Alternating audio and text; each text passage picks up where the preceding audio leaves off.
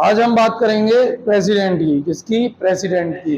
President के बारे में सारी चीजें समझेंगे कि प्रेसिडेंट बनने के लिए क्या क्वालिफिकेशन चाहिए, प्रेसिडेंट की बात हमारे कॉन्स्टिट्यूशन के किस आर्टिकल में होती है, उसका नॉमिनेशन कैसे होता है और उसका इलेक्शन का प्रोसेस कैसे होता है, कौन कौन उसमें पार्टिसिपेट करता है, ये सारी चीजें समझेंगे।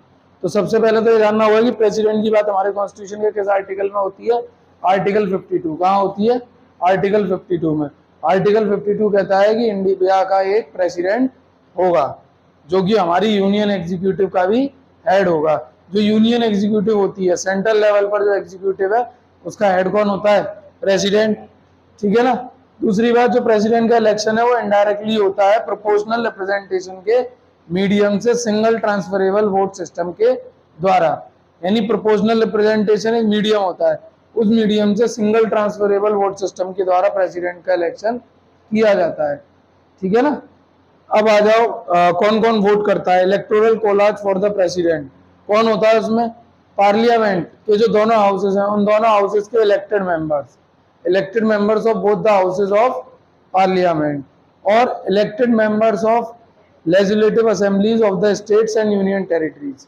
यानी कि स्टेट्स की और यूनियन टेरिटरीज की जितनी भी लेजिस्लेटिव असेंबलीज हैं, उन सभी के इलेक्टेड मेंबर्स, ये लोग इसके इलेक्शन में पार्टिसिपेट करते हैं, उसके लिए वोटिंग करते हैं। ठीक है ना।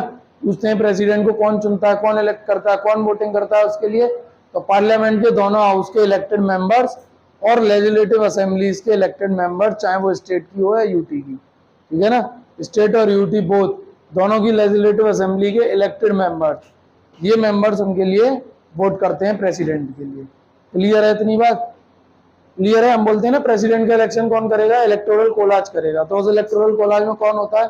पार्लियामेंट के इलेक्टेड मेंबर दोनों हाउसेस के और लेजिस्लेटिव असेंबलीज के इलेक्टेड मेंबर्स, स्टेट या यूटी। ऐसी दो यूटी हैं जिनकी अपनी लेजिस्लेटिव असेंबली है, वो है दिल्ली और पौंडीचेरी, जिनका अपना सीएम भी होता है। क्लियर है ना? क्लियर। चलिए आगे बढ़ते हैं, अब आगे देखते हैं। बात करेंगे हम प्रेसिडेंट की क्वालिफिकेशंस की। प्रेसिडेंट बनने के लिए क्या क्वालिफिकेशन की हमें नीड होती है? तो सबसे पहले प्रेसिडेंट बनने के लिए इंडिया की बात जो होती है कि प्रेसिडेंट बनने के लिए क्या क्वालिफिकेशन चाहिए, वो बात होती है कॉन्स्टिट्यूशन के आर्टिकल 58 में। कहाँ होती है? आर्टिकल 58 में। कौन कौन सी चाहिए क्वालिफिकेशन? सबसे पहले इंडिया का सिटीजन होना चाहिए, 35 ईयर्स की एज कंप्लीट किया जाना होना चाहिए। ठीक है ना। और लोकसभा का मेंबर क्वालिफाइड होने की क्वालिफिकेशन रखना चाहिए, यानी लोकसभा का मेंबर इलेक्ट होने की क्वालिफिकेशन वो रखना चाहिए। वो उसके पास वो बेसिक क्वालिफिकेशन होनी चाहिए जो लोकसभा का मेंबर बनने के लिए होनी चाहिए। क्या होती है भाई? सिटीजन ऑफ इंडिया, 25 साल की उम्र होनी चाहिए कंप्लीटेड कम से कम। नहीं, इसमें 35 है। मैं कह रहा हूं कि जो लोकसभा का मेंबर बनने के लिए क्वालिफिकेशन चाहिए होती है, वो होनी चाहिए उसके पास। ठीक है ना। तो लोकसभा का मेंबर बनने के लिए क्या क्वालिफिकेशन होती है? सिटीजन ऑफ इंडिया, 25 साल की उम्र पूरा कर चुका होना चाहिए। तो वो तो है ही, 35 मांग रहे हैं इसमें, तो उतनी तो हो ही जाएगी। 25 साल की उम्र पूरा करना चाहिए, कोई ऑफिस ऑफ प्रॉफिट नहीं होना चाहिए, वो बात यहाँ होती है। ठीक है ना। तो इंडिया का सिटीजन होना चाहिए, 35 ईयर्स की एज कंप्लीट हुआ होना चाहिए और लोकसभा का मेंबर इलेक्ट होने के लिए क्वालिफाई होना चाहिए, यानी लोकसभा का मेंबर इलेक्ट होने लायक क्वालिफिकेशन रखना चाहिए। और लास्ट में कोई ऑफिस ऑफ प्रॉफिट नहीं होना चाहिए उसके बाद। ऑफिस ऑफ प्रॉफिट का मतलब है किसी भी तरीके से सरकारी पद पर नहीं होना चाहिए, किसी भी तरीके से कैसी भी सरकारी संस्था से जुड़ा हुआ नहीं होना चाहिए, किसी भी सरकार से सहायता प्राप्त ऑर्गेनाइजेशन, इंस्टीट्यूशन, किसी से जुड़ा हुआ नहीं होना चाहिए। वो किसी में भी ऐसे किसी भी इंस्टीट्यूशन और ऑर्गेनाइजेशन में वो किसी भी पद पर नहीं होना चाहिए जिसको सरकारी एड मिलती हो, गवर्नमेंट हेल्प मिलती हो। ठीक है ना।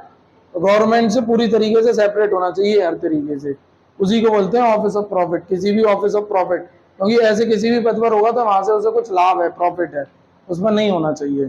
ठीक है ना। तो ये क्वालिफिकेशन होती है, इंडियन सिटीजन होना चाहिए, 35 ईयर्स की एज। बात करेंगे अब प्रेसिडेंट के टर्म की, उसके नॉमिनेशन की।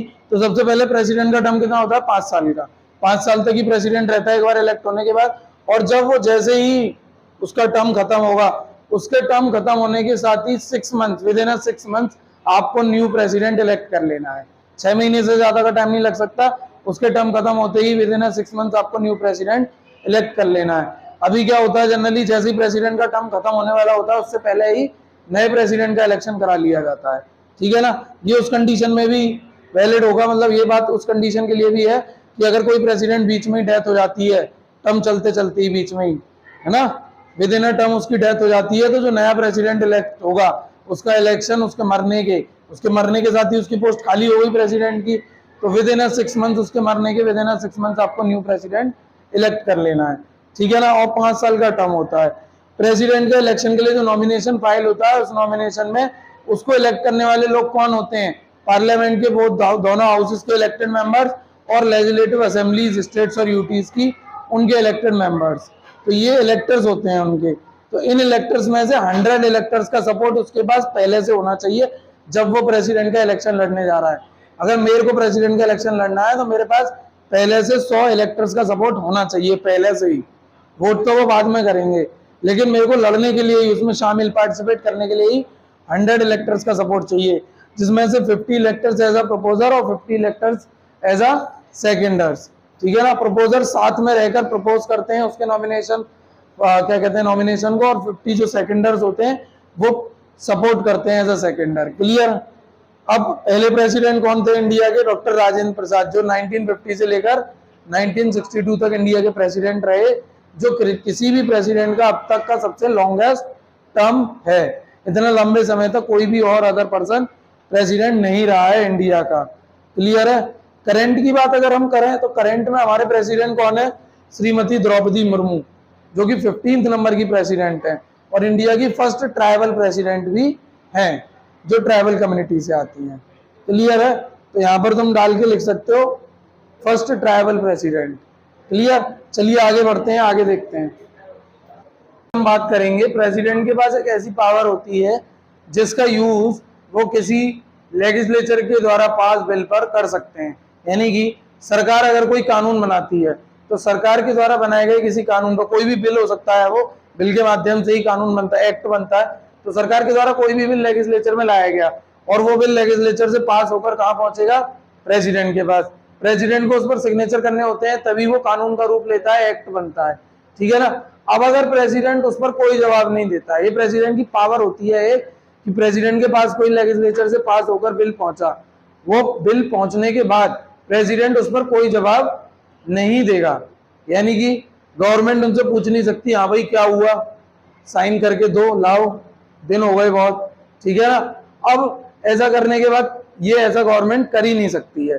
अगर लेजिस्लेचर के द्वारा बिल पास होकर प्रेसिडेंट के पास चला गया तो वो प्रेसिडेंट को अपनी मर्जी से साइन करके दे देना होता है। लेकिन अगर प्रेसिडेंट ने उस पर कोई जवाब नहीं दिया, ना साइन करे, ना वापस लौटाया, अपने पास रख लिया और कोई जवाब ही नहीं दिया, और ऐसा ही हुआ, सरकार उससे कुछ पूछ भी नहीं सकती, गवर्नमेंट उससे क्या हुआ, हाँ भाई बिल हमने भेजा था वो पास क्यों नहीं किया, ऐसा कुछ कर ही नहीं सकती है। ये जो पावर है प्रेसिडेंट की क्या कहलाती है, पॉकेट वीटो। इसका कहते हैं कि उसने जो उसके पास बिल गया उसने अपनी जेब में डाल लिया, बस अपनी जेब में डाल लिया, और उस पर कोई जवाब नहीं दिया कि वो इस पर साइन करेगा या नहीं करेगा। एक तरीके से इसका मतलब यही हुआ कि वो इसको पास नहीं करने वाला, उस पर साइन करके उसे पास नहीं करने वाला है। तो ऐसा यूज किया था एक हमारे 1986 में प्रेसिडेंट थे ज्ञानी जेल सिंह।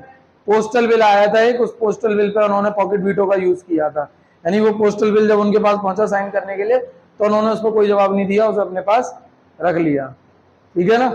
ये पावर जो कहलाती है, उसको कोई भी जवाब ना देने की उनकी जो पावर है वो है पॉकेट वीटो। क्लियर। फिर अब जो प्रेसिडेंट होता है वो हमारी तीनों जो फोर्सेज हैं उनका सुप्रीम कमांडर होता है, आर्मी, नेवी, एयरफोर्स, तीनों ही फोर्सेज का सुप्रीम कमांडर कौन होता है, प्रेसिडेंट। क्लियर है। तो ये प्रेसिडेंट के बारे में हमने सब कुछ पढ़ा।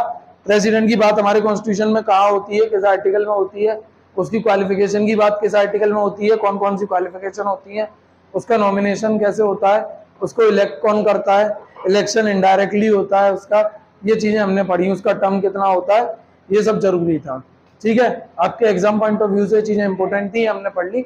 अब हम नेक्स्ट टॉपिक अपना पढ़ेंगे वाइस प्रेसिडेंट।